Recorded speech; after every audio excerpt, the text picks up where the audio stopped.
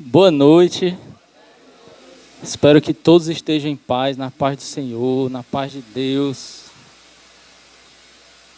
Sei que o Senhor já tem falado aos corações por meio da oração, por meio dos louvores. Sei que você está aqui não para ouvir palavras de homens, nem para ouvir sabedoria humana, mas para buscar algo que vem do alto. Eu estou aqui para isso também. Queria compartilhar com a igreja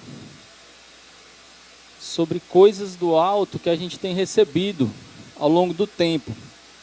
E a palavra, assim como a comida, a palavra é nosso alimento espiritual.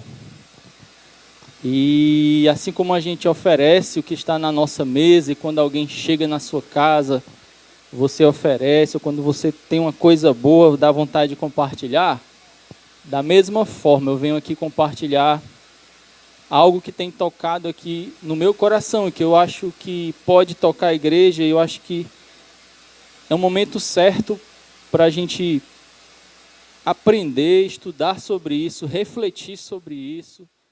Peço a vocês que abram no livro de Esdras, capítulo 1, vamos ler do versículo 1 ao 11. Diz assim: no primeiro ano de Ciro, rei da Pérsia, para que se cumprisse a palavra do Senhor, por boca de Jeremias, despertou o Senhor o espírito de Ciro, rei da Pérsia, o qual fez passar pregão por todo o seu reino, como também por escrito, dizendo: assim diz Ciro, rei da Pérsia: o Senhor, Deus dos céus, me deu todos os reinos da terra e me encarregou de lhe edificar uma casa em Jerusalém de Judá.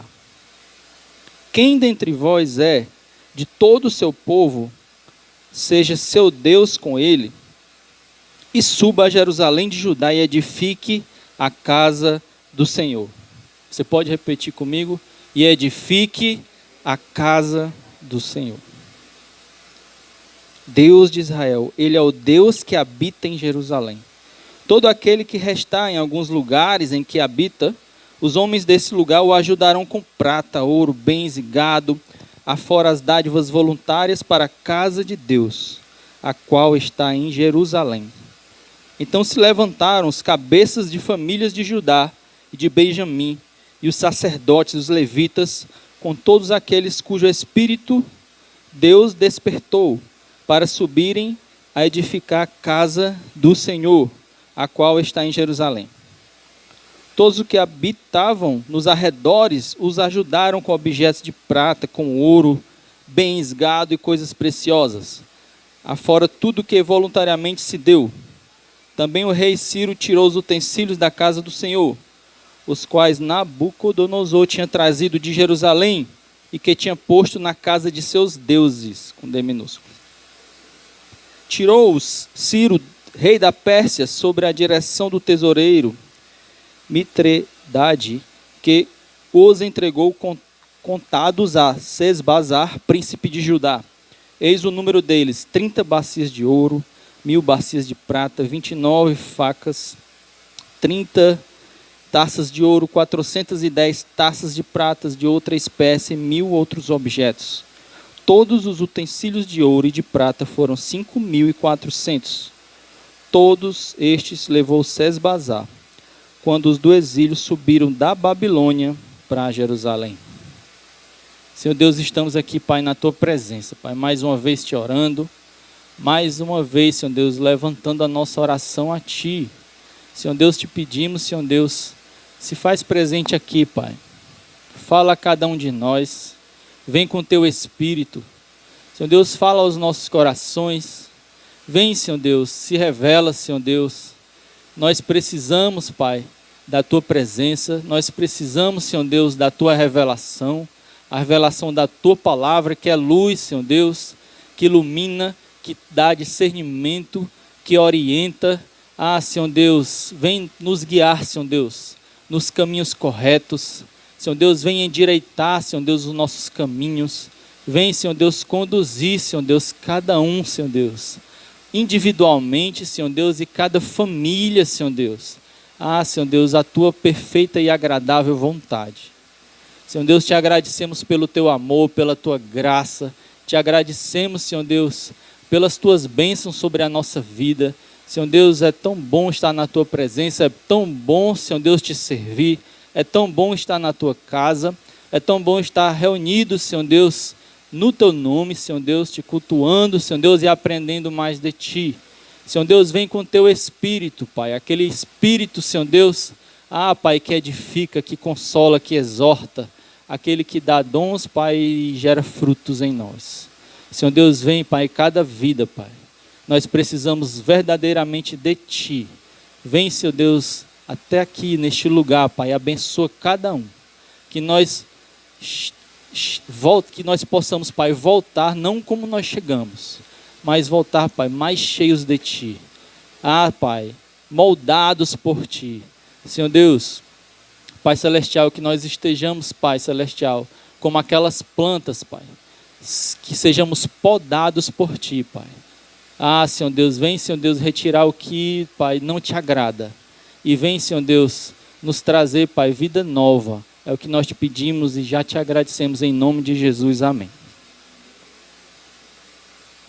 Mais uma vez, eu venho aqui falar um pouco sobre reconstrução.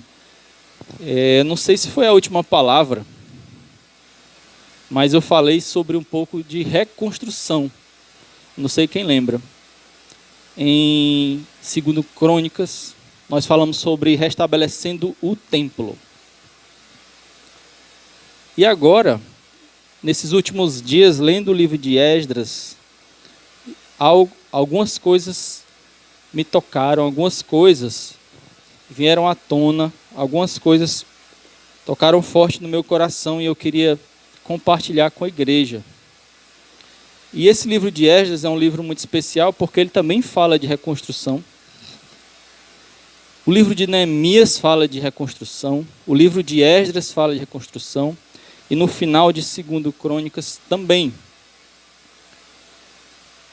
Esdras especificamente fala sobre reconstrução de templo, reconstrução da cidade e reconstrução dos muros. Tá? Reconstrução de templo, reconstrução da cidade e a reconstrução dos muros.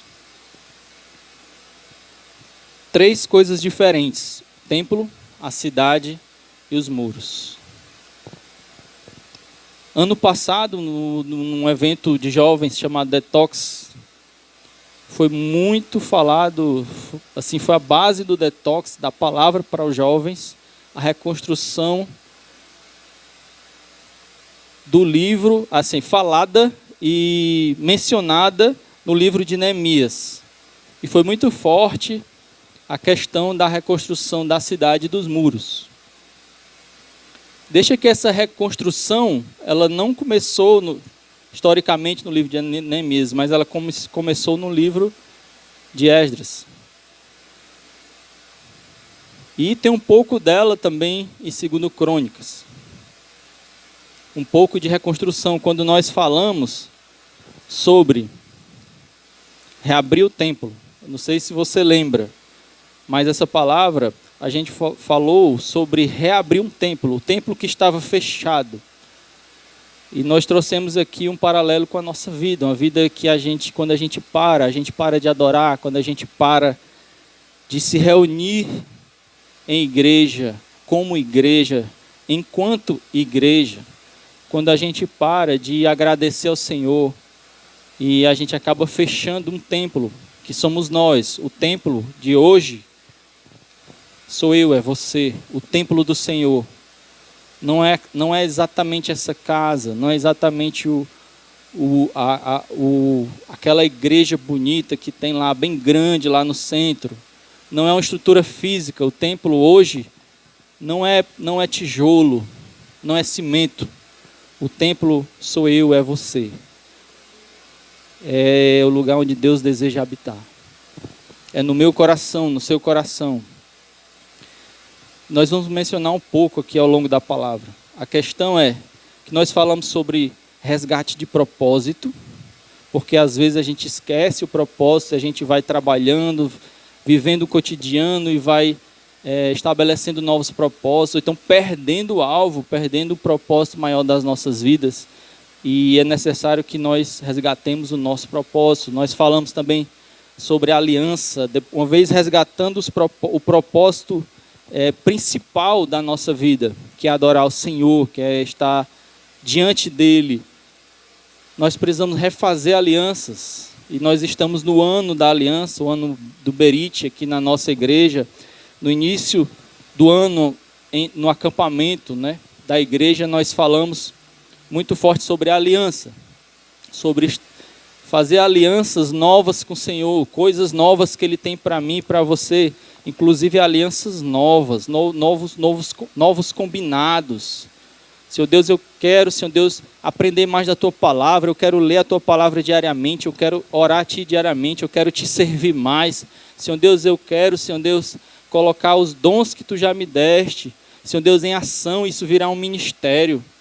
Como o pastor já pregou aqui, o pastor Walter, não deixar as moedas caírem e ficar por aí. Essas moedas precisam, esses talentos precisam ser investidos no reino. E não estou falando de dinheiro, estou falando dos dons que o Senhor deu para você, que não devem ser desperdiçados.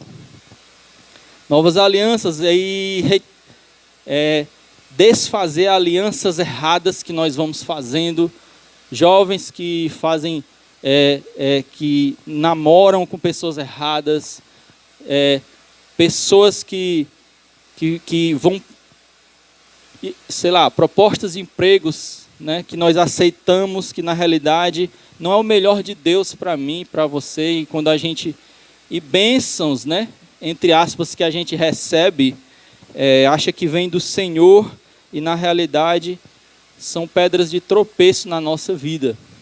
Nós precisamos desfazer as alianças erradas, sair desses grupos que desfazem o nome do Senhor, que desagradam ao Senhor, e tentar buscar santificação no Senhor.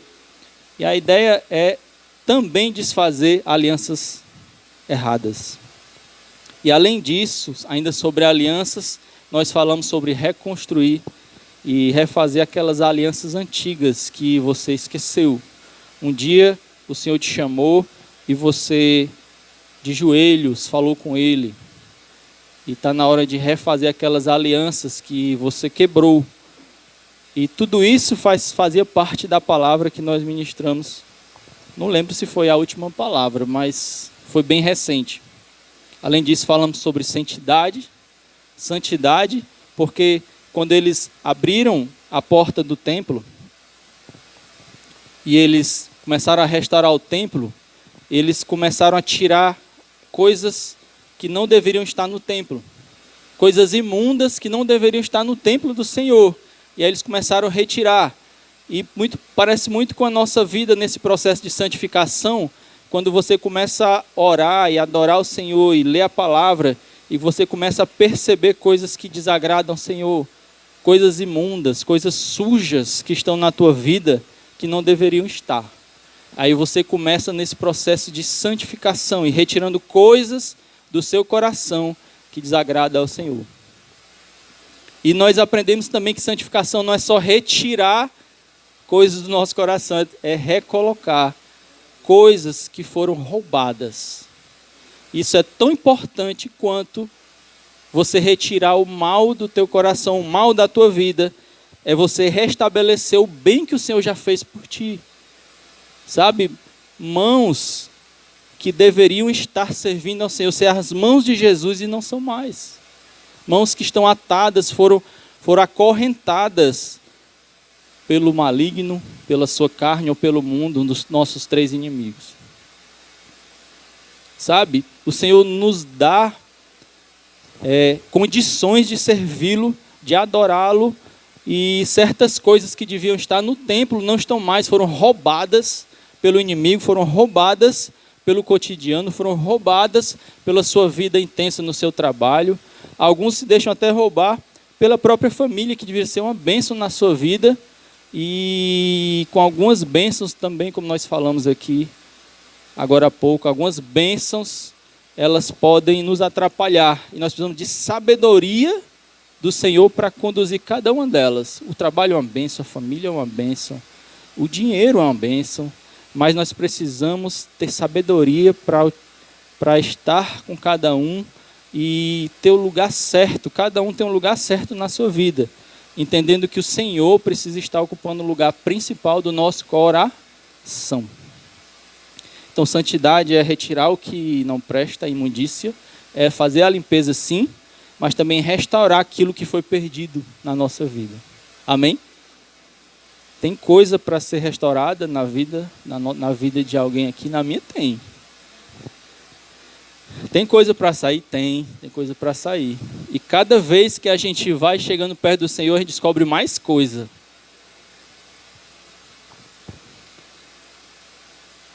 E, na realidade, eu não vim aqui para pregar a pregação anterior, né?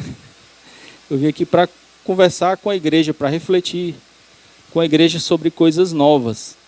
E eu gostaria de refletir com a igreja sobre a construção do templo, mas agora no livro de Esdras, e também sobre qual a reação dos inimigos no momento da construção. Isso é muito importante, porque a gente vê o que realmente faz a diferença no reino espiritual.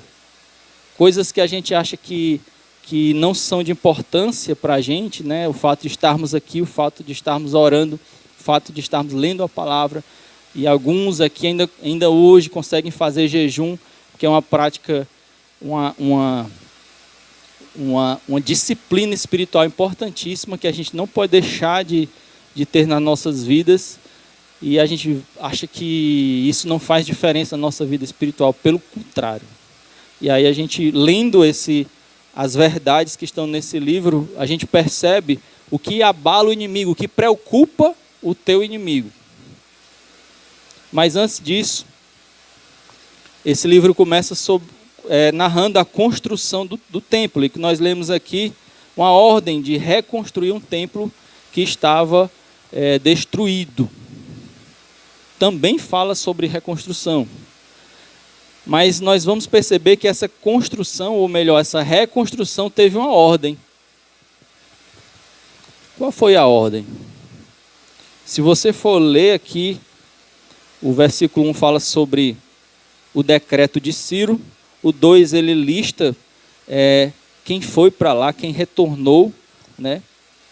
Importante entender que no último versículo que a gente leu, fala sobre o exílio dos que subiram da Babilônia para Jerusalém. Sabe? Da Babilônia para Jerusalém. Um dia, todos estavam em Jerusalém, no lugar prometido do Senhor. E eles não honraram os mandamentos, não honraram o que o Senhor pediu que eles fizessem, não honraram o que o Senhor queria, que na realidade não é nem o que mais, é muito mais do que fazer, é ser. O Senhor queria que eles fossem, e eles descumpriram alianças, eles romperam alianças, e de Jerusalém foram para Babilônia. Babilônia é um lugar de escravidão, assim como no Egito. É um lugar de submissão, é um lugar onde nós não deveríamos estar. Mas o livro de Esdras fala do movimento contrário, quando você sai da Babilônia, desse lugar onde você não deveria estar, e volta para Jerusalém. E quando você se converte, quando você reencontra a palavra de Deus, quando você se reconcilia, ou então quando você está na palavra, está no Senhor, mas você aprende mais do Senhor, o que é que acontece na tua vida? Acontece uma reconstrução espiritual. É isso que acontece. E em algumas áreas na nossa vida a gente está na Babilônia, está na escravidão, a gente não está no lugar que Deus queria que a gente estivesse. Você vai ver na palavra que a vontade dele para a nossa vida ela é boa, perfeita e agradável. E a palavra diz que para que a gente experimente a boa, perfeita e agradável vontade do Senhor, a gente precisa estar constantemente renovando a nossa mente com as coisas de Deus. Porque não se engane, nós estamos na era da informação e nessa era, principalmente, nós recebemos chuva de informações. E o mundo tenta renovar sua mente, certo? Tenta colocar coisas novas, mas que não são agradáveis ao Senhor e também nos levam à destruição. Mas o Senhor, por meio da sua palavra, nos orienta. Continue lendo a palavra, continue orando, continue trazendo à memória o que traz esperança, continue recebendo da minha palavra e não se amolde às coisas do mundo, essas renovações do mundo. Continue buscando e mantendo o fundamento da minha palavra. Não negocie valores inegociáveis. É assim que o Senhor diz para mim, é assim que o Senhor diz para a sua igreja. Existiu uma ordem para a reconstrução do templo. Nessa primeiro capítulo, ele fala sobre um exílio da Babilônia para Jerusalém. Quando a gente volta ao Senhor, quando a gente volta às coisas de Deus. E quando a gente volta às coisas de Deus, e assim, em um mundo ideal, qual seria a melhor coisa, qual a primeira coisa que nós deveríamos fazer quando nós voltamos ao Senhor, quando nós descobrimos na palavra que nós não estamos no lugar onde Deus queria que a gente estivesse e Ele já nos direciona para o lugar da bênção, que é Jerusalém. Qual foi a primeira coisa que o povo fez? Você consegue perceber aí na palavra? Capítulo 1, a ordem de Ciro. Capítulo 2, é a lista das pessoas que foram. E o 3, na minha Bíblia, no primeiro trecho do capítulo 3, tem um tema. E diz assim: é levantado o altar. Você pode repetir comigo? É levantado o altar. E no versículo 3 do capítulo 3, diz assim: firmaram o altar sobre as suas bases. E ainda que estavam sob o terror dos povos de outras terras, ofereceram sobre ele holocaustos ao Senhor de manhã e à tarde. A primeira coisa que eles fizeram é restabelecer a adoração a Deus, a restabelecer os sacrifícios. E esses sacrifícios e esses holocaustos, no nosso tempo, no Novo Testamento, nesse tempo de agora, os nossos sacrifícios que o Senhor espera é a nossa obediência, é a obediência à palavra, é o nosso arrependimento, é a gente estar diante do Senhor e não somente diante do Senhor sem fazer nada, mas nos entregando a Ele, ao receber a palavra, entendendo o que essa palavra gera em nós, quando você chega aqui no templo, quando você ouve uma palavra, qual a sua reação? Quando você abre a Bíblia e ouve a palavra do Senhor, o que ela gera em você? Quando você está em oração e o Senhor fala com você e o Senhor traz à sua memória o que dá esperança, o que acontece na sua vida, senão a reação principalmente quando Ele diz que algo está errado na sua vida, se não é de confissão. Senhor Deus, eu fiz isso errado, está errado sim. Senhor Deus, me perdoa. Senhor Deus, eu quero te obedecer. Sabe, hoje em dia, não se faz mais os sacrifícios com animais, mas aqueles sacrifícios, aqueles holocaustos naquele tempo eram pedidos de perdão, eram adoração ao Senhor, era reconhecimento de que o Senhor tinha um plano maravilhoso para a vida de cada um, e de alguma forma eles erraram. E a primeira coisa que eles fizeram, antes de reconstruir muros, antes de reconstruir a cidade, foi levantar o altar. E o que eu digo para você hoje, e o que essa palavra colocou para mim nesses dias, é que nós precisamos primeiramente levantar o altar. É chegar perto do Senhor, estar diante do Senhor. Jesus disse que para ser discípulo dele, nós precisamos negar-nos a nós mesmos. Nós precisamos tomarmos a nossa cruz e segui-lo. Não é só segui-lo. Primeiramente, negar você mesmo. Depois, tomar cada um a sua cruz e segui-lo dessa forma. Sabe? Primeiramente, precisa levantar o altar. Entender o que o Senhor quer para a gente. E colocar o Senhor como primeiro lugar de nossas vidas. Isso está escrito em Marcos 12. Quando alguém chega para Jesus, diz, tudo bem, eu conheço a lei, conheço os mandamentos. Nós sabemos que são vários. E aí ele faz uma pergunta muito interessante.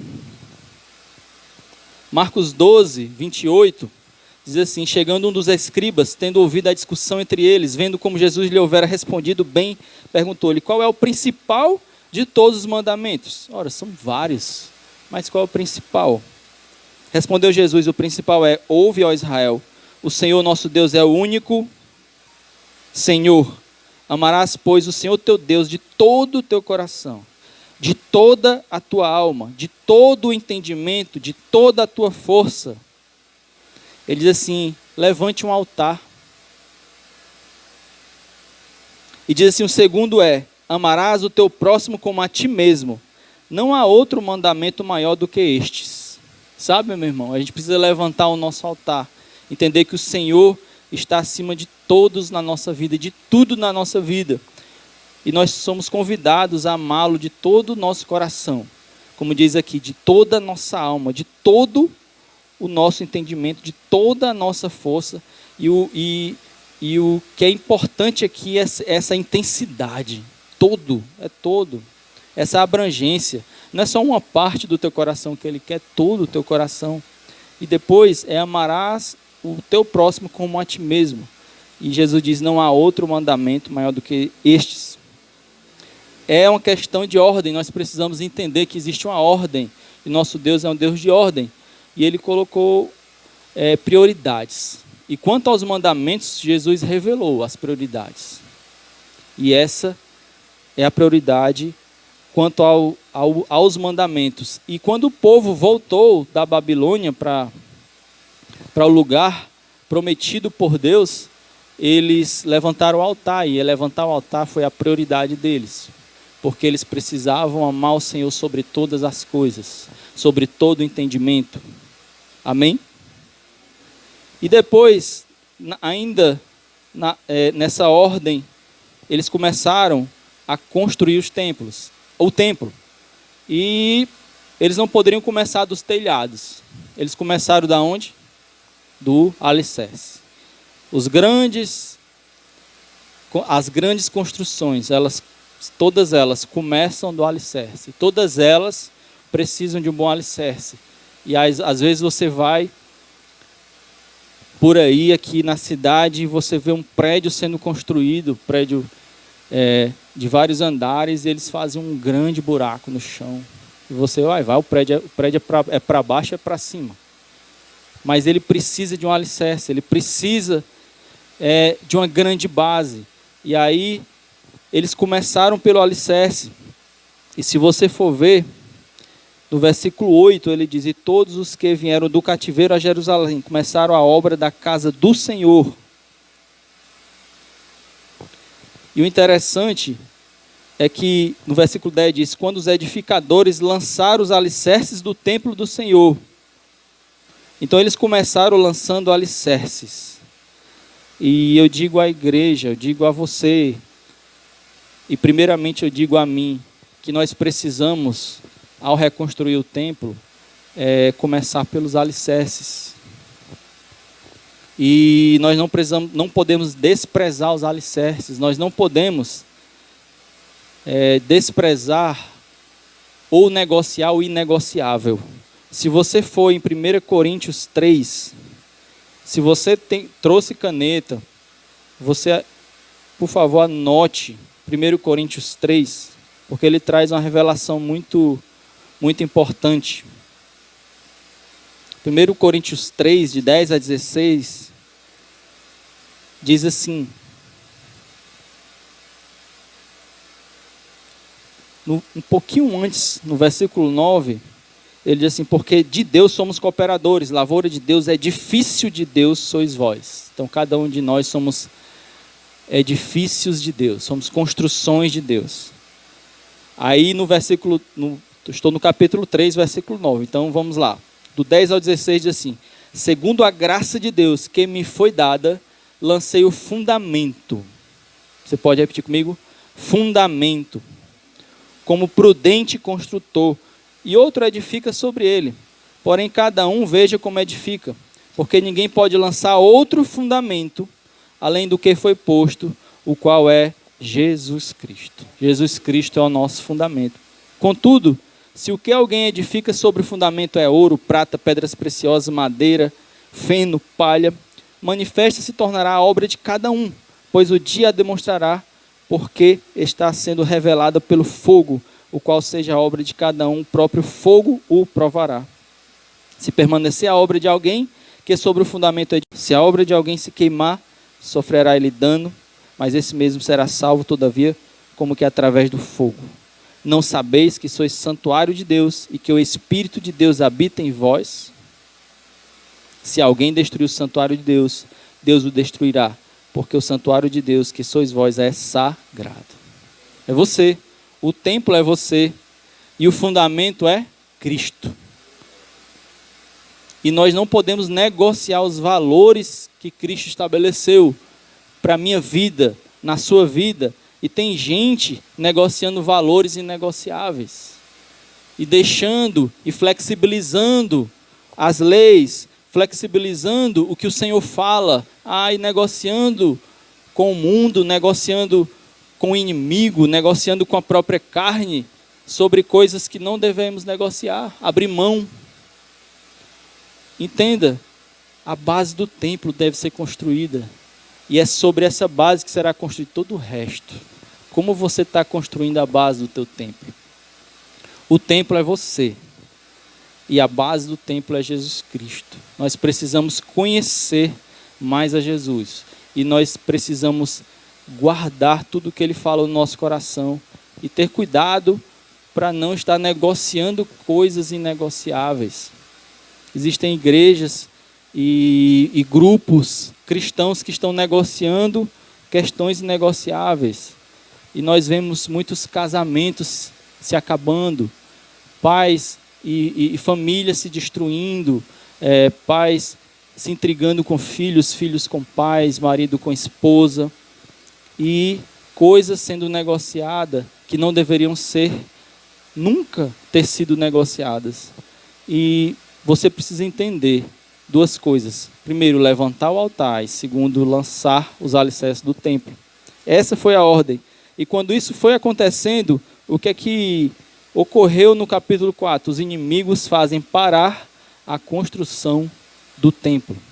E aí, finalizando a palavra, eu te digo que esse ponto, ele é tão importante quanto os pontos que a gente leu. É você entender o que é que incomoda o inimigo. Porque quando eles começaram a reconstruir o templo, a lançar os alicerces, os inimigos tentam parar essa reconstrução. O inimigo, ele não quer você reconstruindo o seu templo, reconstruindo a sua vida, você melhorando. Ele quer você parado. Ele quer você subjugado. Ele quer ver você ainda preso, ainda em escravidão. E a primeira coisa que ele faz e que ele fez foi tentar se infiltrar nessa reconstrução. Mas o inimigo reconstruindo o templo comigo, ele vai tentar. Sabe, ele tenta parar a sua reconstrução, mas algumas vezes ele tenta reconstruir com você, entrar e bagunçar tudo. Algumas vezes, o diabo ou a carne, ela não consegue, ou o mundo, nenhum dos três conseguem parar a sua obra de reconstrução, a sua restauração em Deus. E o diabo especificamente, quando ele não consegue, ele tenta trazer exagero na tua vida. E algumas pessoas que ele não consegue parar, ele tenta lançar e trazer um exagero. E é tão ruim parar, mas também é ruim você exagerar nas coisas, porque tudo tem uma medida. E nesse caso, eles tentaram entrar e tentar construir com eles. Só que nós não devemos ter parte com o inimigo. A reconstrução é uma coisa nossa com o Senhor.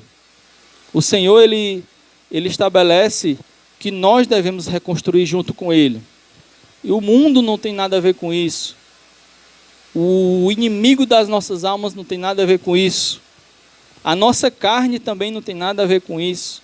Então, nós precisamos, conforme eles falaram mesmo aqui, está escrito aqui, no versículo 2, a resposta deles no 3, quer dizer, porém Zorobabel, Jesua e outros cabeças de família responderam, nada tendes conosco na edificação da casa do nosso Deus. Nós mesmos, sozinhos, a edificaremos ao Senhor, Deus de Israel, como nos ordenou Ciro, rei da Pérsia. Sabe, alguns cantores gospel começam a fazer sucesso, chegam as gravadoras e apertam as mãos deles, e vem com dinheiro e diz, olha, eu quero fazer sucesso junto contigo.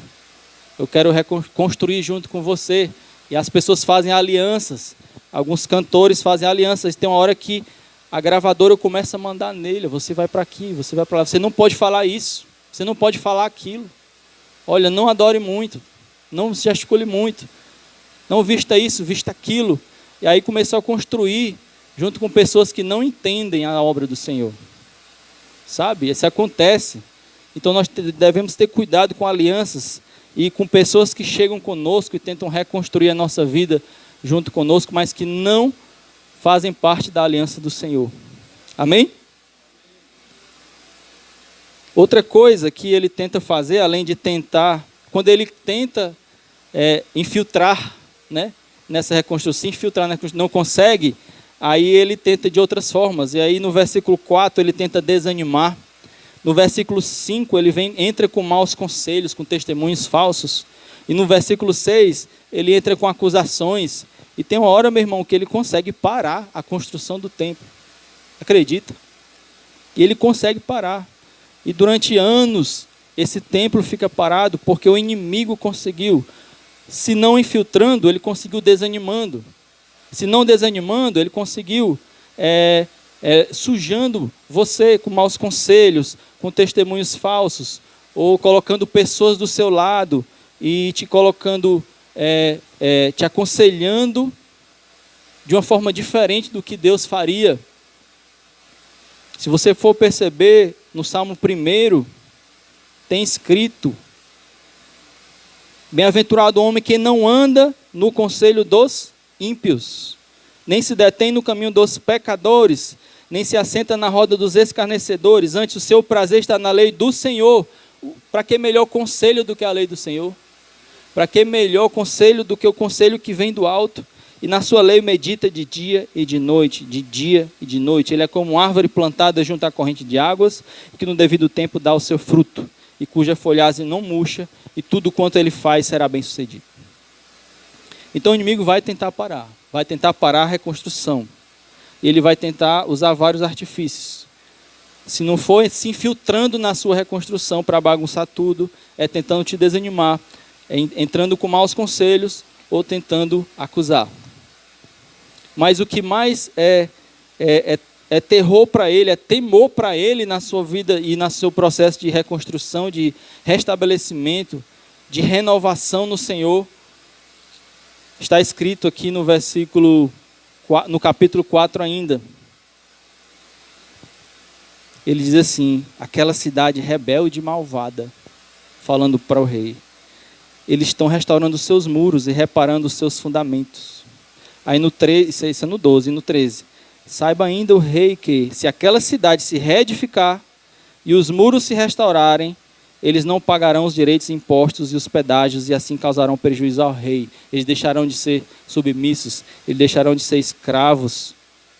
Aí no 16 ele diz: nós, pois, fazemos notório ao rei que, se aquela cidade se reedificar e os seus muros se restaurarem, sucederá que não terá posse das terras deste lado do Eufrates. Ou seja, ele sabe que se você se reedificar, se eu me reedificar enquanto cidade, e se os meus muros se restaurarem, eu vou ser dono de mim mesmo novamente.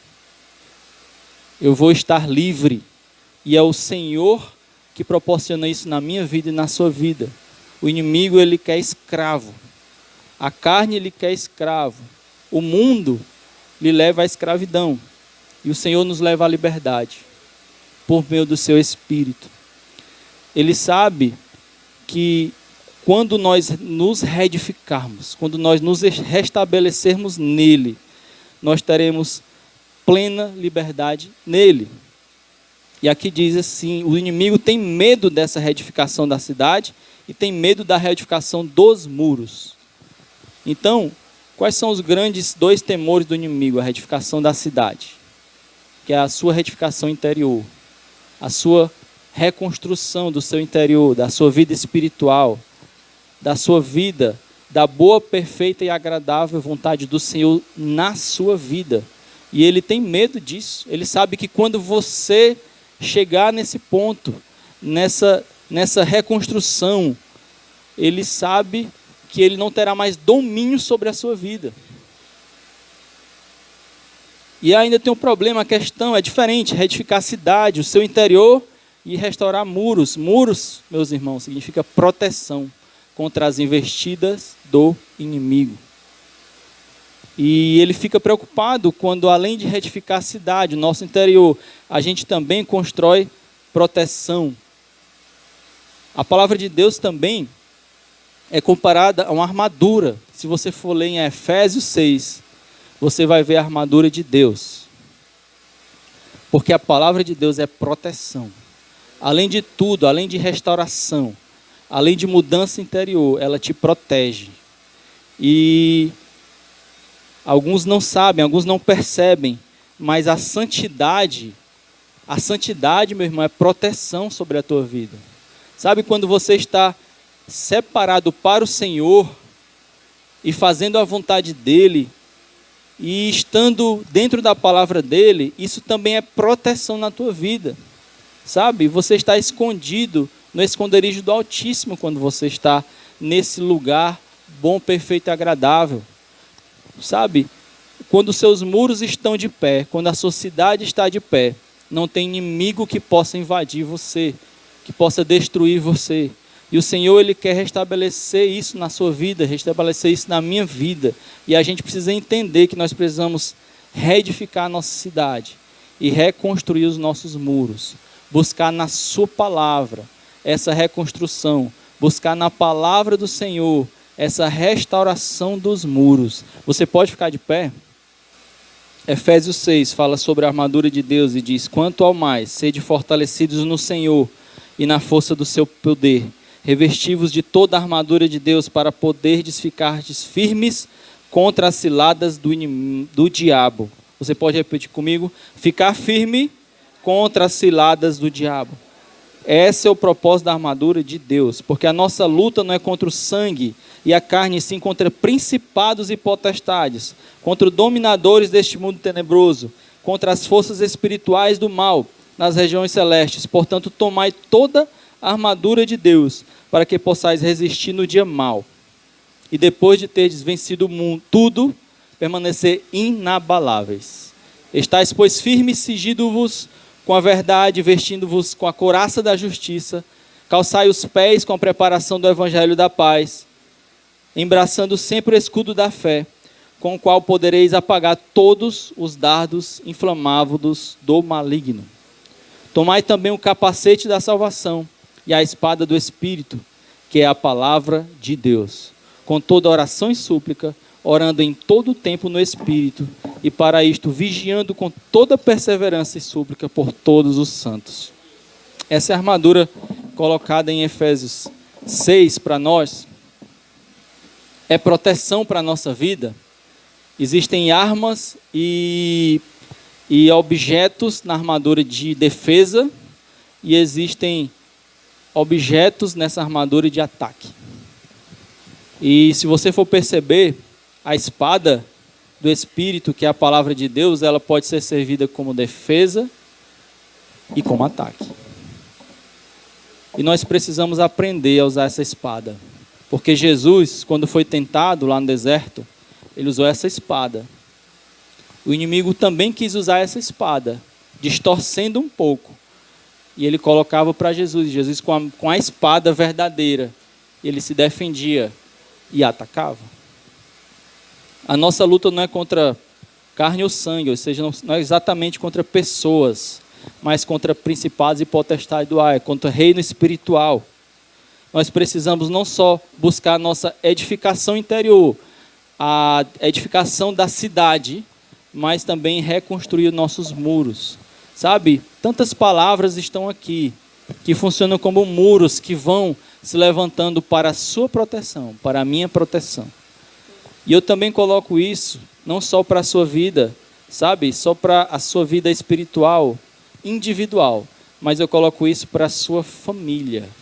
Sabe, a palavra de Deus, ela traz a proteção, ela constrói muros contra os inimigos, contra os ladrões, contra os invasores, não só para você individualmente, mas para proteger a sua família, para proteger as suas crianças, para proteger o seu marido, para proteger a sua esposa. É necessário que a gente possa entender e aprender e manusear essa palavra de forma que ela seja uma armadura para mim, que ela seja uma espada para mim, que ela seja um muro que me proteja contra o inimigo. Amém?